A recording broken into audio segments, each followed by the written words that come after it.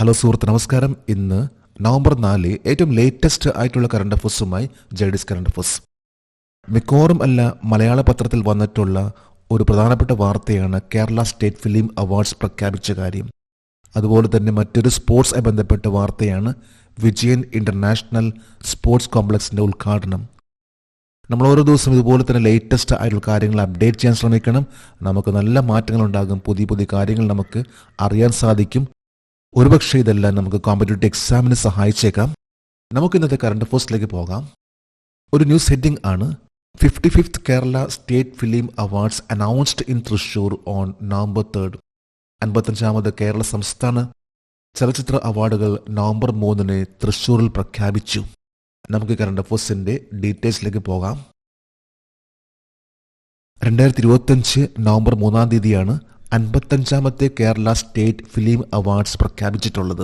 November 3, 2025.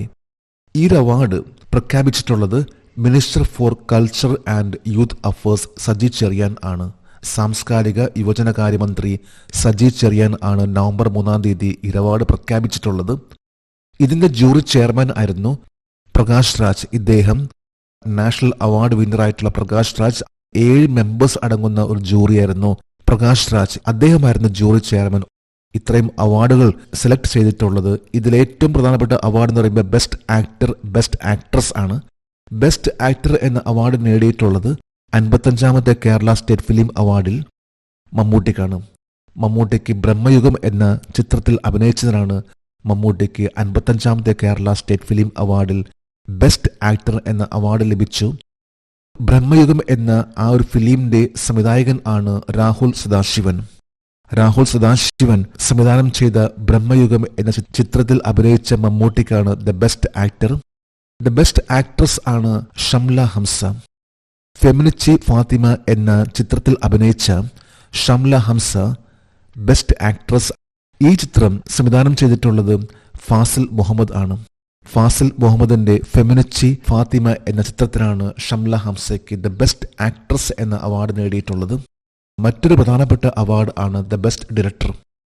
Manjummel Boys സംവിധാനം ചെയ്ത Chidambaram S പൊതുവാളിനാണ് 55ാമത്തെ കേരള സ്റ്റേറ്റ് ഫിലിം അവാർഡിൽ ദ ബെസ്റ്റ് ഡയറക്ടർ എന്ന അവാർഡ് നേടിയിട്ടുള്ളത്. മഞ്ഞുമൽ ബോയ്സ് ആകെ 9 അവാർഡ് ആണ് നേടിയിട്ടുള്ളത്. അതായത് 55ാമത്തെ ഫിലിം ഫെസ്റ്റിവലിൽ ഏറ്റവും കൂടുതൽ അവാർഡ് നേടിയിട്ടുള്ള ചിത്രം എന്ന് പറയുമ്പോൾ മഞ്ഞുമൽ ബോയ്സ് ആണ്. The best film, the best director, കൂടാതെ മറ്റ് സാധാരണ ലെവലിലുള്ള അവാർഡുകൾ ആണ് നേടിയിട്ടുള്ളത്. എന്നാലും ഏറ്റവും കൂടുതൽ അവാർഡ് നേടിയിട്ടുള്ള ചിത്രം എന്ന് പറയുമ്പോൾ അത് മഞ്ഞുമൽ ബോയ്സ് ആണ്. ദ സെക്കൻഡ് ബെസ്റ്റ് ഫിലിം ആണ് ഫെമിനിച്ചി ഫാത്തിമ. ഫാസിൽ മുഹമ്മദ് സംവിധാനം ചെയ്ത ഫെമിനിച്ചി ഫാത്തിമ. ഫെമിനിച്ചി ഫാത്തിമ എന്ന ചിത്രം സംവിധാനം ചെയ്തതിന് ദ ബെസ്റ്റ് ഡിബേറ്റ് ഡയറക്ടർ എന്ന രീതിയിലുള്ള അവാർഡ് ലഭിച്ചിട്ടുള്ളത്. ടോട്ടൽ 9 അവാർഡ്സ് നേടിക്കൊണ്ട് മഞ്ഞുമൽ ബോയ്സ് ആണ് 55ാമത്തെ കേരള സ്റ്റേറ്റ് ഫിലിം അവാർഡിൽ താരമെന്ന് പറയാൻ പറ്റും. ഏറ്റവും കൂടുതൽ അവാർഡ് നേടിയിട്ടുള്ള സിനിമ എന്ന് പറയാൻ പറ്റും. അടുത്തൊരു ന്യൂസ് ഹെഡിംഗ് ആണ് IM Vijayan sports complex inaugurated. IM Vijayan sports complex ഉദ്ഘാടനം ചെയ്തു. ഇതും ഒരു ലേറ്റസ്റ്റ് ആയിട്ട് സ്പോർട്സുമായി ബന്ധപ്പെട്ട വാർത്തയാണ്. നമുക്ക് കറണ്ട് അഫേഴ്സിന്റെ ഡീറ്റെയിൽസിലേക്ക് പോകാം. 2025 November 3 Vijayan international sports complex ഉദ്ഘാടനം ചെയ്തിട്ടുള്ളത്. ഇത് തൃശ്ശൂരിലെ ലാലൂർ എന്ന സ്ഥലത്താണ്. തൃശ്ശൂരിലെ ലാലൂർ എന്ന സ്ഥലത്ത് 2025 November 3 Vijayan international sports complex inaugurate ചെയ്തു. ഈ ഒരു ഇൻഡോർ സ്റ്റേഡിയത്തിൽ 5000 പേർക്ക് ഇരിക്കാൻ സാധിക്കുന്ന രീതിയിലുള്ള ഒരു സ്റ്റേഡിയമാണ് വിജയൻ ഇന്റർനാഷണൽ സ്പോർട്സ് കോംപ്ലക്സ്. ഇതിന്റെ ആദ്യഘട്ടത്തിന്റെ പണിയാണ് പൂർത്തിയാക്കിയിട്ടുള്ളത്. 5000 പേർക്ക് ഇരിക്കാൻ സാധിക്കുന്ന രീതിയിലുള്ള ഒരു ഇന്റർനാഷണൽ സ്പോർട്സ് കോംപ്ലക്സ് ആണ്. നിരവധി ഫെസിലിറ്റീസ്, മിക്കവാറും എല്ലാ ഫെസിലിറ്റീസും ഉൾക്കൊള്ളുന്ന ഒരു സ്പോർട്സ് കോംപ്ലക്സ് ആണ് ഇപ്പോൾ വന്നിട്ടുള്ളത് കേരളത്തിൽ. ഈ സ്പോർട്സ് കോംപ്ലക്സിന്റെ ഉദ്ഘാടനം നടത്തിയിട്ടുള്ളത് ഇപ്പോഴത്തെ minister of sports of Kerala V Abdurahiman ആണ്. കേരള സ്പോർട്സ് മന്ത്രിയായിട്ടുള്ള വി അബ്ദുറഹിമാൻ ഉദ്ഘാടനം ചെയ്തു. നവംബർ 3 IM വിജയന്റെ പേരിലുള്ള വിജയൻ ഇന്റർനാഷണൽ സ്പോർട്സ് കോംപ്ലക്സ്. 12 വർഷമാണ് IM വിജയൻ ഇന്റർനാഷണൽ ലെവലിൽ കളിച്ചിട്ടുള്ളത്. 12 വർഷം, 1989 to 2003. 1989 അദ്ദേഹത്തിന്റെ തുടക്കമായിരുന്നു. 2003 വരെ 12 വർഷം രാജ്യത്തിന് വേണ്ടി കളിച്ചിട്ടുള്ള ഒരു വ്യക്തിയാണ് IM വിജയൻ. അദ്ദേഹത്തിന് 3 പ്രാവശ്യം Indian player of the year എന്ന അവാർഡ് ലഭിച്ചിട്ടുണ്ട്. 1993, 1997, 1999. കൂടാതെ സ്പോർട്സിലെ പരമോന്നതമായിട്ടുള്ള ഒരു അവാർഡ് ആണ് അർജുന അവാർഡ്. 2003 ലഭിച്ച വ്യക്തിയാണ് IM വിജയൻ. അദ്ദേഹത്തിന് നൽകിയിട്ടുള്ള ഏറ്റവും വലിയൊരു ആദരവ് എന്ന് പറയാൻ പറ്റും വിജയൻ ഇന്റർനാഷണൽ സ്പോർട്സ് കോംപ്ലക്സ്. ഇതിന്റെ ഉദ്ഘാടനം നടന്നിട്ടുള്ളത് നവംബർ 3-ാം തീയതിയാണ്. Sanjay Garg assumes charge as director general of bureau of Indian standard.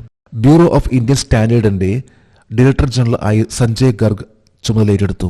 അപ്പം ബ്യൂറോ ഓഫ് ഇന്ത്യൻ സ്റ്റാൻഡേർഡ് എന്താണ്, എവിടെയാണ്, എത്ര regional office bureau of Indian സ്റ്റാൻഡേർഡിനുണ്ട്, എന്താണ് അവരുടെ പ്രധാനപ്പെട്ട ലക്ഷ്യം, കേരളത്തിൽ എവിടെയാണ് ബ്യൂറോ ഓഫ് ഇന്ത്യൻ സ്റ്റാൻഡേർഡിന്റെ പ്രധാനപ്പെട്ട ഓഫീസ്, നമുക്ക് നോക്കാം ഈ കറണ്ട് അഫയേഴ്സിന്റെ details.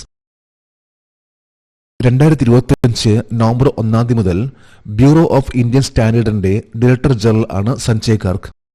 Bureau of Indian standard ഇത് ഇന്ത്യയിലെ ഒരു നാഷണൽ സ്റ്റാൻഡേർഡ് ബോഡിയാണ്. അതായത് നമുക്ക് ലഭിക്കുന്ന ഓരോ പ്രൊഡക്റ്റിന്റെയും ക്വാളിറ്റി നിർണ്ണയിക്കുക, അതിന്റെ സ്റ്റാൻഡേർഡ് മെയിൻറ്റെയിൻ ചെയ്തു പോകുന്ന ഒരു പ്രധാനപ്പെട്ട ഇന്ത്യയിലെ ഒരു നാഷണൽ സ്റ്റാൻഡേർഡ് ബോഡി ആണ് ബ്യൂറോ ഓഫ് ഇന്ത്യൻ സ്റ്റാൻഡേർഡ്. നമുക്ക് ലഭിക്കുന്ന ഓരോ ഐറ്റത്തിനും കൃത്യമായിട്ടുള്ള അളവുണ്ടോ എന്നറിയുന്ന ഓരോ വെയിങ് മെഷീൻസ്, ഇതെല്ലാം തന്നെ bureau of Indian standard certify ചെയ്താൽ മാത്രമേ ആ ഒരു വെയിങ് മെഷീൻ പോലും ഉപയോഗിക്കാൻ സാധിക്കുകയുള്ളൂ. അപ്പോൾ ഇതെല്ലാത്തിനും ഒരു സ്റ്റാൻഡേർഡ് മെയിൻറ്റെയിൻ ചെയ്യുന്ന ഒരു ബോഡിയാണ് bureau of Indian standard. Ministry of consumer affairs, food and public ഡിസ്ട്രിബ്യൂഷന്റെ അണ്ടറിൽ വരുന്ന ഒരു ഓർഗനൈസേഷൻ ആണ് ബ്യൂറോ ഓഫ് ഇന്ത്യൻ സ്റ്റാൻഡേർഡ്. 1987 സ്ഥാപിതമായിട്ടുള്ളത്. ഇതിന്റെ ഹെഡ്ക്വാർട്ടർ ആണ് ഡൽഹി. കൂടാതെ 5 റീജിയണൽ ഓഫീസ് ഉണ്ട് ബ്യൂറോ ഓഫ് ഇന്ത്യൻ സ്റ്റാൻഡേർഡിന്. കൊൽക്കത്ത, ചെന്നൈ, മുംബൈ, ചണ്ഡീഗഡ്, ഡൽഹി. കേരളത്തിന്റെ ഏറ്റവും അടുത്തുള്ള റീജിയണൽ ഓഫീസ് ആണ് ചെന്നൈ. ഇപ്പോൾ കൊൽക്കത്ത, ചെന്നൈ, മുംബൈ, ചണ്ഡീഗഡ്, ഡൽഹി. കേരളത്തിൽ തിരുവനന്തപുരത്താണ് ബ്യൂറോ ഓഫ് ഇന്ത്യൻ സ്റ്റാൻഡേർഡിന്റെ ഏറ്റവും അടുത്തുള്ള ഓഫീസ്. ഹെഡ്ക്വാർട്ടർ ആണ് ന്യൂഡൽഹി. ഇപ്പോഴത്തെ പുതിയ ഡയറക്ടർ ജനറൽ ആണ് സഞ്ജയ് ഗാർഗ്. അദ്ദേഹം 1994 IAS ഓഫീസർ ആണ്. കേരള കാഡറിലുള്ള ഒരു IAS ഓഫീസർ ആണ് സഞ്ജയ് ഗാർഗ്. അദ്ദേഹമാണ് ഇപ്പോൾ ഏറ്റവും ലേറ്റസ്റ്റ് ആയിട്ട് ബ്യൂറോ ഓഫ് ഇന്ത്യൻ സ്റ്റാൻഡേർഡിന്റെ ഡയറക്ടർ ജനറൽ ആയിട്ട് നവംബർ 1 മുതൽ ചുമതലയേറ്റെടുത്തിട്ടുള്ളത്. Samia Suluhu Hassan sworn in for second term as Tanzania's president. ടാൻസാനിയയുടെ പ്രസിഡന്റായി സാമിയ സുലൂഹു ഹസൻ 2ാം തവണയും സത്യപ്രതിജ്ഞ ചെയ്തു. ടാൻസാനിയ എന്ന രാജ്യം ഇതെവിടെയാണ്? സാമിയ സുലൂഹു ഹസൻ എന്ന് മുതൽ ആണ് ടാൻസാനിയയുടെ പ്രസിഡന്റ് ആയിട്ടുള്ളത്? എത്രാമത്തെ പ്രാവശ്യമാണ് സാമിയ സുലൂഹു ഹസൻ ടാൻസാനിയ രാജ്യത്തിന്റെ പ്രസിഡന്റ് ആകുന്നത്? നമുക്ക് നോക്കാം ഈ കറണ്ട് അഫയേഴ്സിന്റെ ഡീറ്റെയിൽസ്. 2025 നവംബർ 3-ാം തീയതിയാണ് പ്രസിഡന്റ് ഓഫ് ടാൻസാനിയയുടെ പ്രസിഡന്റ് ആയിട്ട് സാമിയ സുലൂഹു ഹസൻ ചുമതലയേറ്റെടുക്കുന്നത്. ടാൻസാനിയ എന്ന രാജ്യം ഇത് സൗത്ത് ആഫ്രിക്കയിലെ ഈസ്റ്റേൺ സൗത്ത് ആഫ്രിക്കയിലെ രാജ്യമാണ്. ഈ രാജ്യത്തിന്റെ കിഴക്ക് ഭാഗം ഇന്ത്യൻ മഹാസമുദ്രവും കൂടാതെ ബറൂണ്ടി, കോങ്കോ, സാംബിയ, മലാവി എന്നിവയെല്ലാം ഇതിന്റെ നെയ്ബറിംഗ് കൺട്രീസ് ആണ്. ടാൻസാനിയ എന്ന രാജ്യം ഇതിന്റെ ക്യാപിറ്റൽ ആണ് ഡൊഡോമ. കൂടാതെ കറൻസി ആണ് ടാൻസാനിയൻ ഷില്ലിംഗ്. ഈ പ്രാവശ്യത്തെ ഇലക്ഷനിൽ 98% വോട്ട് ലഭിച്ച വ്യക്തിയാണ് സാമിയ സുലൂഹു ഹസൻ. എന്നാൽ ഇലക്ഷന് മുമ്പ് തന്നെ പ്രധാനപ്പെട്ട മിക്കവാറുമുള്ള ലീഡേഴ്സ് ജയിലിലാക്കുകയും ഏതാണ്ട് 100ഓളം പേർ മരിക്കുകയും ചെയ്തിട്ടുള്ള ഒരു വലിയ സംഘർഷത്തോടു കൂടിയുള്ള ഒരു പ്രസിഡൻഷ്യൽ ഇലക്ഷൻ ആയിരുന്നു സാമിയ സുലൂഹു ഹസന്റെ 2ാമത്തെ പ്രാവശ്യം നടന്നിട്ടുള്ള ഇലക്ഷൻ. ടാൻസാനിയ രാജ്യം ഇതിന്റെ ക്യാപിറ്റൽ ആണ് ഡൊഡോമ. ഇവിടെ വെച്ചായിരുന്നു സാമിയ സുലൂഹു ഹസന്റെ സ്വിയറിംഗ് ഇൻ സെറമണി, അതായത് സത്യപ്രതിജ്ഞ ചടങ്ങ് നടന്നിട്ടുള്ളത്. 2021 സാമിയ സുലൂഹു ഹസൻ ടാൻസാനിയയുടെ പ്രസിഡന്റ് ആകുന്നത് ആദ്യമായിട്ട്. അതുപോലെ തന്നെ ഫസ്റ്റ് ടൈം ഒരു വനിതാ പ്രസിഡന്റ് എന്ന രീതിയിൽ ടാൻസാനിയയിൽ വന്നിട്ടുള്ള വ്യക്തിയാണ് Samia Suluhu Hassan. The first woman പ്രസിഡന്റും ഒപ്പം തന്നെ 2ാമത്തെ പ്രാവശ്യം പ്രസിഡന്റ് ആയിട്ടുള്ള വ്യക്തിയാണ് സാമിയ സുലൂഹു ഹസൻ. ചാമച്ച മാപിൻഡുസി എന്ന് പറയുന്ന ഒരു പാർട്ടി, അതായത് ടാൻസാനിയയുടെ ഏറ്റവും പവർഫുൾ ആയിട്ടുള്ള ഒരു പാർട്ടിയാണ് ചാമച്ച മാപിൻഡുസി. ഇന്നത്തെ കറണ്ട് അഫയേഴ്സിലെ last heading: Sinner returned as world number 1 with Paris Masters win. Paris Masters വിജയത്തോടെ സിന്നർ ലോക 1-ാം നമ്പർ ആയി തിരിച്ചെത്തി. ജാനിക് സിന്നർ എന്നറിയപ്പെടുന്ന സിന്നർ പാരീസ് മാസ്റ്റേഴ്സ് വിന് ശേഷം ലോക 1-ാം നമ്പർ താരമായിട്ട് മാറി. അദ്ദേഹത്തിന് ലോക 1-ാം നമ്പർ സ്ഥാനം നഷ്ടപ്പെടാൻ കാരണം എന്തുകൊണ്ടാണ്? ഏത് മാച്ചിലാണ് വേൾഡ് നമ്പർ 1 എന്ന റാങ്ക് നഷ്ടപ്പെട്ടിട്ടുള്ളത്? നമുക്ക് നോക്കാം ഈ കറണ്ട് അഫയേഴ്സിന്റെ details. 6 time grand slam champion ആണ് ജാനിക് സിന്നർ. 2025 പാരീസ് മാസ്റ്റേഴ്സിലാണ് അദ്ദേഹം വിജയിച്ചു. ഇറ്റാലിയൻ പ്രൊഫഷണൽ താരമായിട്ടുള്ള ജാനിക് സിന്നർ 6ാമത്തെ പ്രാവശ്യം ഗ്രാൻഡ് സ്ലാം ചാമ്പ്യൻ ആയിട്ടുള്ള ജാനിക് സിന്നർ വേൾഡ് നമ്പർ 1 സ്ഥാനത്തേക്കെത്തി. പാരീസ് മാസ്റ്റേഴ്സ് 2025 എന്ന ടെന്നീസ് ടൂർണമെന്റിൽ ഫെലിക്സ് ഓഗർ ഏലിയസൈമിനെ പരാജയപ്പെടുത്തിക്കൊണ്ടാണ് ജാനിക് സിന്നർ വീണ്ടും വേൾഡ് നമ്പർ 1 റാങ്കിങ്ങിലേക്ക് എത്തിയിട്ടുള്ളത്. 6-4, 7-6 എന്ന സ്കോറിനെ പരാജയപ്പെടുത്തിക്കൊണ്ടാണ് ജാനിക് സിന്നർ 6ാമത്തെ പ്രാവശ്യം ഗ്രാൻഡ് സ്ലാം ചാമ്പ്യൻ ആയിട്ടുള്ള ജാനിക് സിന്നർ ഇപ്പോൾ വേൾഡ് നമ്പർ 1 താരമാണ്. സിംഗിൾസിലാണ് അദ്ദേഹം വേൾഡ് നമ്പർ 1 താരം.